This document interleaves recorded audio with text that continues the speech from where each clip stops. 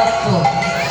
রাধাচরণকে আশ্রয় না করলে কখনো বিষয়বতী গোবিন্দ পাওয়া যাবে না।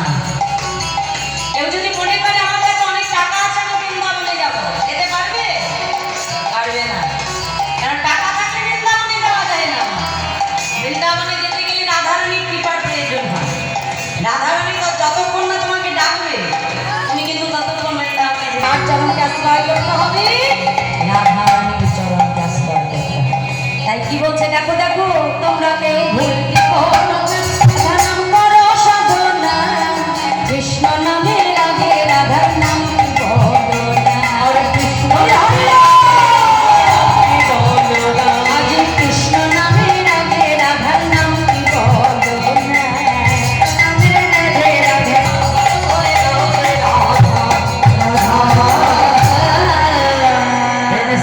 মধুময় গ্রন্থে কলম দিয়ে বললেন রসনামে সমূহ রস, অর্থাৎ সকল রসের নির্যাস বস্তু হল এই রাম। অর্থাৎ রতে আছে আমার রাধারানী আর সতে আছে আমার শ্যাম সুন্দর।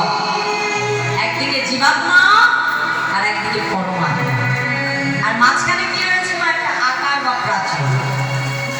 এই আকার বা প্রাচীরটা হলো কি আমাদের প্রত্যেকটা মানুষের দেহের কামনা বাসনার প্রাচীর।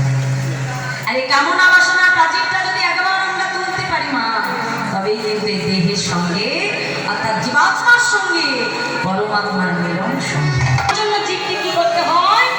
সাধনা করতে হয়। সাধনা না থাকলে কখনো ভগবান প্রাপ্তি। সাধনার দ্বারা ভগবানকে পেয়েছিলেন যারা বৃন্দাবনে ব্রজ করতে হবে। 1 মাস তারা কাত্তায়নী হতে পেরেছে, ভগবানকে পতি হতে পারে। সেই যমুনার মধ্যে বালুকা রাশি দ্বারা কাত্তায়নী মূর্তি তৈরি করে 1 মাস বৃন্দাবনের ব্রজঙ্গনগণ তারা ভজন করেছিল ভগবানকে পতি রূপে রাখতে। যেটা কার্তিক মাসে আমরা কার্তিক ব্রত পালন করি না, দামোদর ব্রত। সেই দামোদর ব্রত অর্থাৎ কার্তিক ব্রত পালন করেছিল বৃন্দাবনের ব্রজঙ্গন 1 মাস কাত্তায়নী। কেমন পাবে? মহাজন বলছে দেখো দেখো, কাত্তায়নে মহা